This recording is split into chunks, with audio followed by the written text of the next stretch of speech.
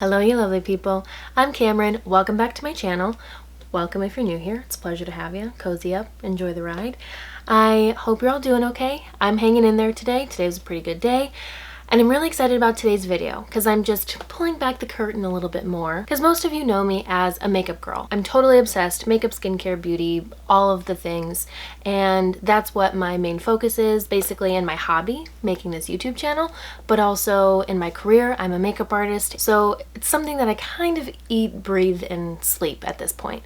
But before that, and kind of in tandem with my job, was working in the sneaker world. And it's a passion of mine and something that I'm really excited about that I just don't normally share on a regular basis. Back in 2016 in Detroit, where I'm from, I started working for a small startup at the time called Stockx that has definitely grown since then, and I'm sure plenty of you are familiar with. And their main focus was sneakers, being a place and a marketplace for people to be able to buy and sell sneakers in an easy way and to make sure that you're getting the real deal, authentic kind of shoes. So when I started, I had always had this appreciation for sneakers, but I had no real in-depth knowledge at all. I really liked my classic Vans and Chuck Taylors and maybe some Nike running shoes because of the cute colorways and designs, but I didn't even run in them, so there's that. But since working at Stockx and really diving into sneaker culture and getting really excited about it, learning so much more about it, the guys that I would work with, I would literally every day have them quiz me on the sneakers that they were wearing because I just wanted to learn more. I was just really into it, and that has definitely still stuck with me. Now, my spending habits have definitely changed since working in the sneaker space where everyone's always paying attention to the latest sneaker drops and trying to outdo each other, and then moving into the beauty space where people are basically doing the same thing with makeup, and maybe my wallet thanks me, but I don't really know. I feel like I've gone from spending $150 on sneakers average to almost $150 on a serum. Treat yourself. But I love both. Sneakers has really opened my eyes to just the space that it holds in pop culture that we know today. There's just a really cool intersectionality between everything that we count on in our culture when it comes to sports, and all kind of sports, from basketball, football, to skating, golf, literally everything. The musicians that we pay attention to, from rappers to rock stars, fashion icons, it's all encompassing, and I'm so amazed by it, and I eat it up, and I just love a good sneaker. Also, since being in lockdown and staying in the house, I haven't really paid attention to putting together an outfit and wearing my sneakers that I love because I just want to do a quick in and out. I'm wearing slides most of the time. I wanted to take the time to kind of go through them, kind of fall back in love with them, and just share them with you because I think it'd be really fun and cool. So here we go. I'm going to walk you through my current top 5 sneakers that I have.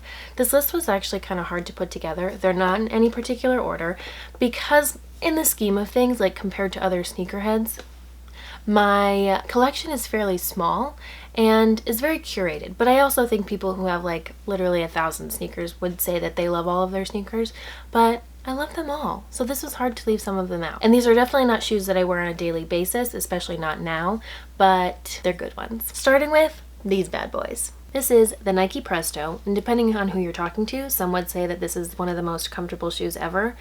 I have mixed feelings about that. However, it's in collaboration with the brand Acronym. It's just a super hype collaboration. It's not their first collab, but I love it. And actually, these launched maybe 2 years ago now. I had my eye on them for a while, and I was working inside the Glossier store, and literally the day before they were set to release, a woman walks in and she was wearing them. And I know some people get them early, so I was really just curious, and anytime I see someone wearing sneakers that I'm curious about, I strike up a conversation. So I complimented her on her sneakers, and I was like, those don't come out till tomorrow, right? And lo and behold, she's on the Nike team, and I was jealous, but I got them, so. These are just so fun to wear. Most of the time I wear all black, so I love when my sneakers can really do the talking.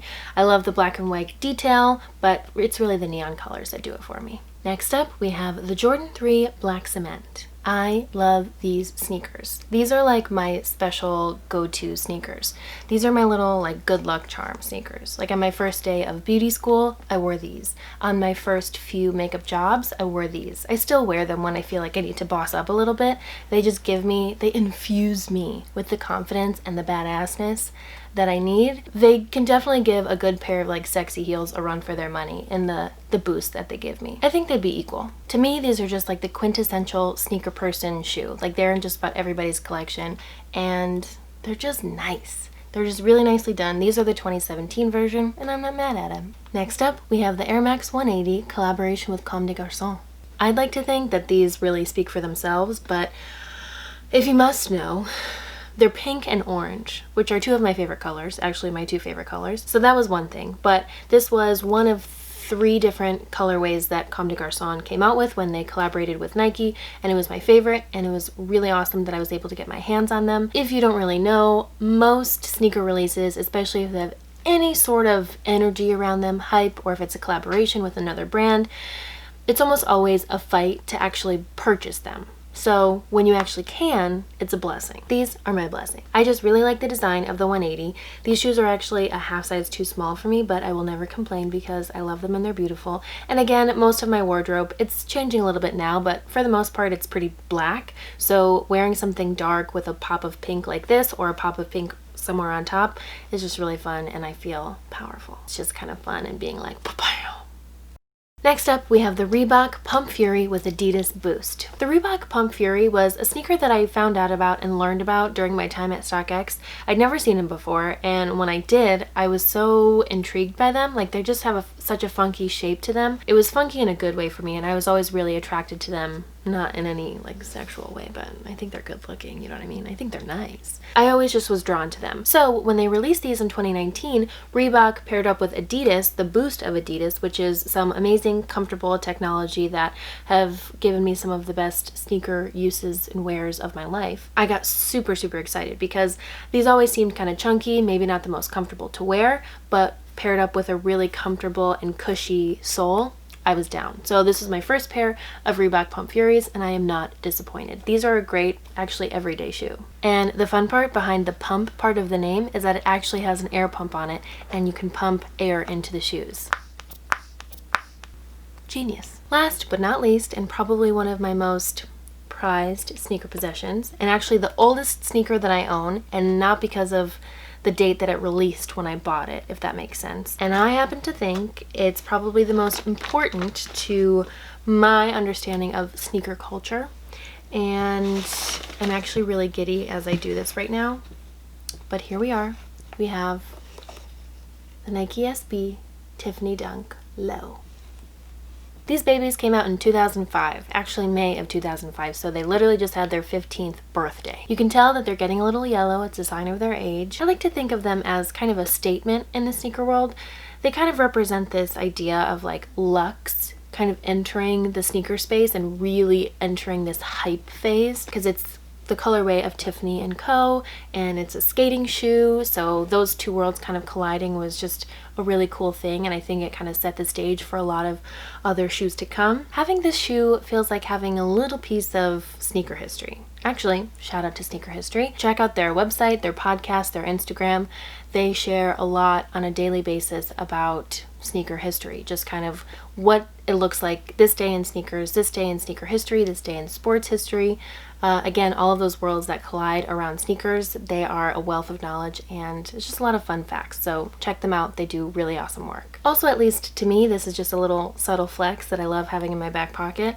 Especially as a girl, I feel like a lot of women in sneakers just either don't get a lot of love or attention, or they get questioned all the time, and like, just let them live. Let us live. Let us flex on you. I'm a bit of a newbie in the sneaker world, so don't come at me, I'm just saying. Alright, back to bed in your beautiful 15-year-old box that I hope does not disintegrate as I place over here. Okay, that's it, y'all. That's all we got. As always, thanks for hanging out and hearing me out today. I greatly appreciate it, and I had a really good time kind of diving back into my past life and past loves. It did exactly what I was hoping to do. It was just kind of find new life and love in the stuff that I have, especially while I'm trying to be more mindful of the things that I do have and be buying less, but just appreciating more. So I definitely feel that, and I hope that you're able to do the same for you, whether you're a sneaker person or not. But please let me know what you think about these types of videos and me sharing especially more sneaker stuff, because I definitely feel like the itch and like the bug a little bit more. I'm like, ultimately I'm gonna do me, but I just want to know what you think. Also, I'd love to hear about some of your favorite shoes, whether they're sneakers or heels, whatever. Just tell me what makes you feel good, because I realized as I was going through all of these shoes, like I'd mentioned earlier, I love a good pair of heels and I'll feel really good and badass in some of them, but I realized some of these sneakers make me feel just as good, if not better. So let me know what makes you feel that good. I so greatly appreciate you all. I only hope for more love and kindness in our lives, and just that we can spend more time enjoying the things that make us happy. So whether that be sneakers or makeup or less material things, I can hope for us all. Let us all have more of that in our lives, and let us all enjoy them thoroughly. With that said, I gotta get going, and I'll see you in the next video. Love you. Bye.